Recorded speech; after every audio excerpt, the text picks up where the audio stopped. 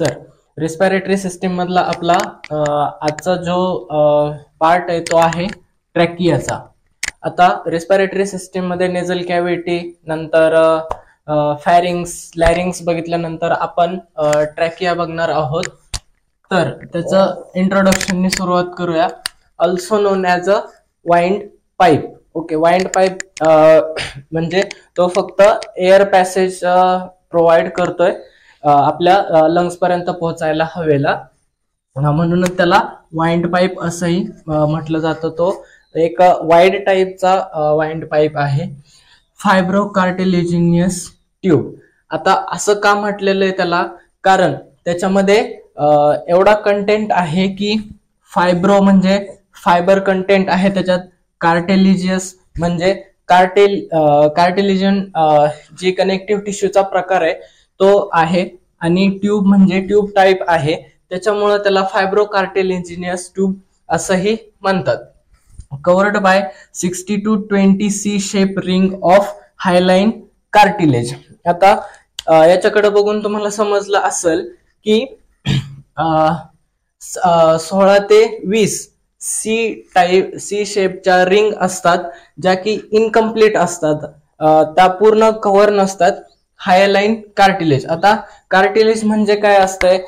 Cartilage म्हणजे एक असं कनेक्टिव्ह टिश्यूचा टाईप आहे जो की एखाद्या ऑर्गनला सपोर्ट, कुशनिंग किंवा मुवमेंट होताना सपोर्ट तो स्मूथ असतो, असा एक कनेक्टिव्ह टिश्यूचा प्रकार आहे म्हणजे कार्टिलेज, ते हायलाइन कार्टिलेज असते। आता ह्याच्यात 16 ते 20 सी शेप रिंग असतात। आता मी इथं सिंपलच्या स्ट्रक्चर मध्ये ट्रॅकिया काढलेला आहे, त्याच्यामध्ये दिसतंय 1 2 3 4 5 6, मला डायग्राम मध्ये 6 दाखवता येत आहेत। अशा किती असणार आहेत? 16 ते 20 सी शेपच्या रिंग असणार आहेत।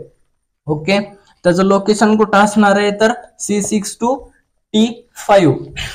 आता जसं आपण लॅरिंग्सच्या व्हिडिओमध्ये बघितलं की त्याचं लोकेशन C4 to C3 4 5 आणि 6 पर्यंत असतंय, तसंच C6 हा सर्वायकल लास्टचा म्हणजे सर्वायकल जो स्पाइन आहे, स्पाइनचा पार्ट आहे, त्याच्यातला लास्टचा C6 हा असतो।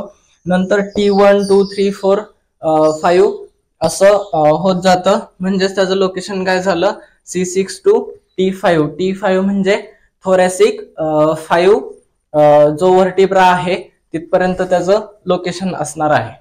ओके, तर आता इथं थोडं एक्सचेंज झालेलं आहे। आपण पहिल्यांदा त्याचे डायमेन्शन बघू, म्हणजे ओळीनं बघायला। तर डायमेन्शन काय आहेत तर त्याची लेंथ आहे 11 ते 12 सेंटीमीटर आणि विड्थ आहे 3 ते 4 सेंटीमीटर।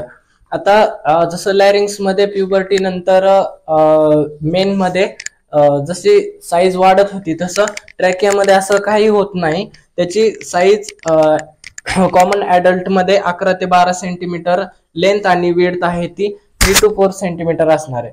ओके, याच्यानंतर आपण त्याचं रिलेशन बघूयात, अदर ऑर्गन सोबत त्याचं काय रिलेशन आहे ते बघूयात। सुपेरियर म्हणजे हा ट्रॅकिया आहे आपला, इथून ट्रॅकिया स्टार्ट होतो, तो थोरॅसिक 5 पर्यंत असतंय। आता याच्या सुपेरियर म्हणजे वरच्या बाजूला काय तर लॅरिंग्स येतं। ओके, वरच्या बाजूला लॅरिंग्स येतं कारण ट्रॅकिया हा लॅरिंग्सला कनेक्टेड आहे। नंतर येतं इन्फेरियर। इन्फेरियर म्हणजे खालच्या बाजूला। आता ट्रॅकिया कोणाला कनेक्ट करतो तर राईट आणि लेफ्ट ब्रोंकाय। आता लंग्स 2 आहेत, त्याच्यामुळं एअर पॅसेज आता दोन्हीकडे सेपरेट होणार ट्रॅकियाच्या नंतर।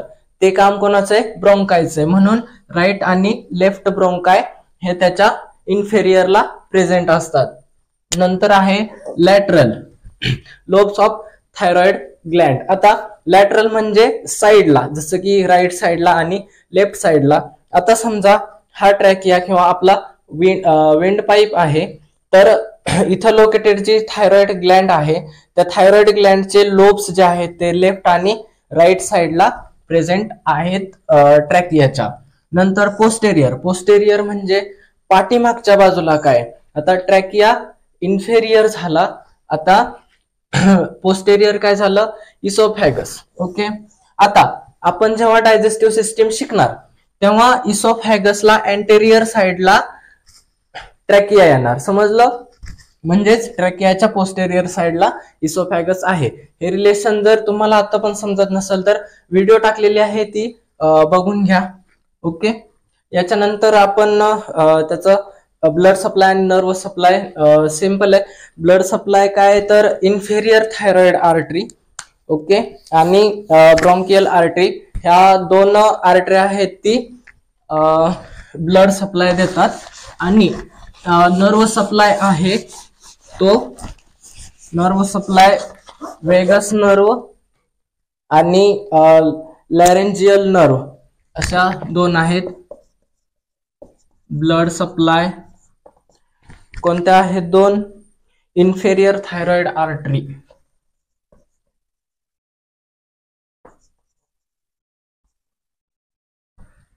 आणि ब्रॉन्कियल आर्टरी. याच्यानंतर काय? Nerve supply. नर्व सप्लाय कशाचा होतोय?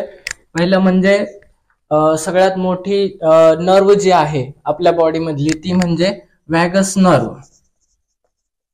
Vagus nerve. आणि सेकंड जी आहे ती म्हणजे लॅरेंजियल नर्व.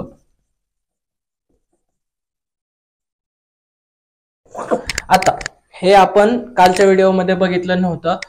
ही जी नर्व आहे तीच नंतर लॅरिंग्सला पण नर्व सप्लाय देते. आणि ह्या ज्या दोन मेन आर्टरी आहेत, थायरॉइड आर्टरी आणि ब्रॉन्कियल आर्टरी, याच्यातलं लॅरिंग्सला ब्रॉन्कियल आर्टरी ही ब्लड सप्लाय करते. आता आपण ट्रॅकिया बघतोय, बरोबर आहे. ब्लड सप्लाय कोण झालं? Inferior thyroid artery, bronchial artery. Nerve supply आहे तो वेगस नर्व आणि लॅरेंजियल आर्टरी. वेगस नर्व ही सगळ्यात मोठी नर्व आहे, 10 नंबरची नर्व आहे. लक्षात ठेवा, एक्झामला याच्यावरती क्वेश्चन पडतो. एक इंटरेस्टिंग पार्ट आहे, मला बुक मध्ये सापडला, तो म्हणजे कॅरिना. ओके, कॅरिना नाही, कॅरिना आहे ते. ही काय? लास्ट ट्रॅकियल रिंग आहे. ओके, लास्ट ट्रॅकियल रिंग समजते ना? ट्रॅकियाच्या 12 ते 16 ज्या रिंग आहेत त्याच्यातली ही लास्टची रिंग, जे की ब्रॉन्कायला कनेक्ट करते, नंतर 2 ब्रॉन्कायला अशी डिवाइड करते. ही झाली लास्टची रिंग म्हणजे Karina. Okay. Extremely sensitive mucus ह्याच्यात इम्पॉर्टंट आहे कारण हे त्याचं मेन फंक्शन आहे. ओके, इथं एक्स्ट्रीमली सेन्सिटिव्ह म्युकस मेम्ब्रेन असणार आहे. आता म्युकस मेम्ब्रेन कसं असतंय? स्टिकी टाईप असते. ओके, जर एखादा व्हायरल किंवा फॉरेन पार्टिकल आलाच इथपर्यंत सगळीकडून, फॅरिंग्स लॅरिंग मध्ये पण असतंय पण एवढं सेन्सिटिव्ह नसतंय ते. इथं लास्ट पार्ट आहे जो की त्या पार्टिकलला थांबवू शकतो. तर इथून एक्स्ट्रीमली सेन्सिटिव्ह म्युकस मेम्ब्रेन असते, ते स्टिक करतं. एखादा पार्टिकल, फॉरेन पार्टिकल आपल्या रेस्पिरेटरी सिस्टीम मध्ये एंटर केलं तर हेल्प इन एंडोस्कोपी और ब्रॉन्कोस्कोपी. आता सर्जन असतात, त्यांना ब्रॉन्कोस्कोपी करायला लागते इफ एनी रिझन. ओके, तर त्या टाइमला जो की हा लास्टचा कॅरिना आहे, जो की लास्ट ट्रॅकियल रिंग आहे, ती हेल्प करते. ती जेव्हा व्हिज्युअल होते तेव्हा समजतं की कोणत्या डायरेक्शनला आता एंडोस्कोप न्यायचा आहे आपल्याला तो. तर याच्यातला राहिलेला पार्ट असा की हे लास्ट ट्रॅकियल रिंग आहे. Okay, help in endoscopy. Okay, याच्यानंतर आपण फंक्शन बघूयात. तर फंक्शन काय आहेत? फंक्शन जवळजवळ सगळ्यांचे सेमच येतात कारण सिस्टीम एकच आहे. आता जसं की आपण लॅरिंग्स वगैरे बघितलं, एअर कंडक्शन पहिला. ओके, हे तर कॉमन आहे, एवढं तर एक्झाम मध्ये लिहिता येईल की रेस्पिरेटरी सिस्टीमचा एखादा क्वेश्चन आला तर त्याचे फंक्शन लिहा एखाद्या ऑर्गनचे, की एअर कंडक्शन असणारच आहे त्याच्यात, बरोबर आहे. म्हणजे येणारी हवा कंडक्ट करून नंतर ब्रॉन्कियलला डिवाइड करते. देन प्रोटेक्शन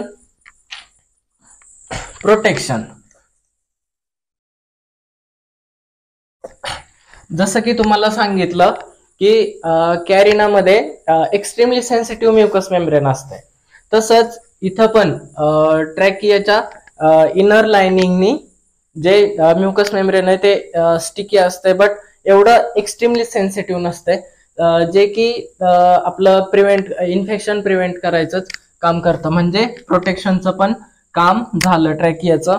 तिसरा फंक्शन आहे कफ रिफ्लेक्स.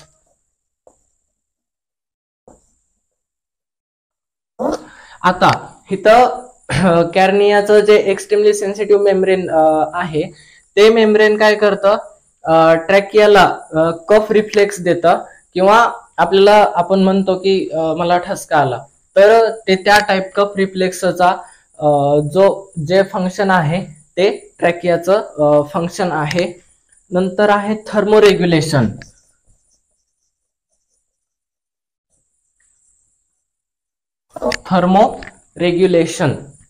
थर्मो म्हणजे काय लक्षात ठेवायचं, थर्मो म्हणजे टेम्परेचर, रेग्युलेशन म्हणजे काय चेंज करणं. आता जो वरून येणारा एअर पॅसेज थ्रू येणारी जी एअर आहे जी की नंतर लंग्सला पास होणार आहे, त्याचं थर्मोरेग्युलेशन करणं म्हणजे त्याच्या टेम्परेचर मध्ये चेंज करणं.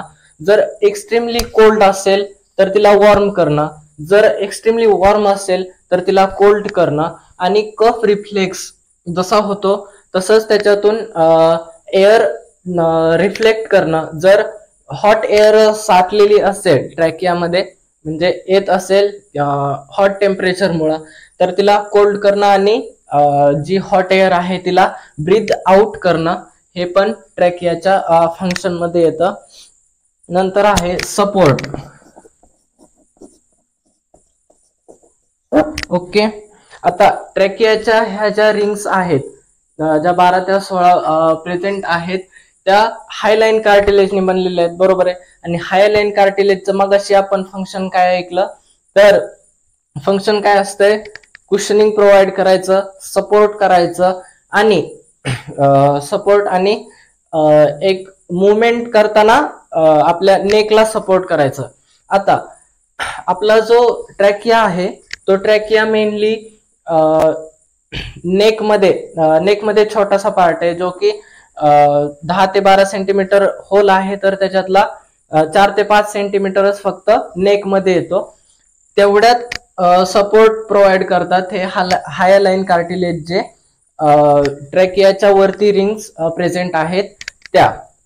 ओके, याच्यानंतर आपण ब्रॉन्काय लेफ्ट आणि राईट साइडचे बघणार आहोत इन नेक्स्ट व्हिडिओ. थँक्यू.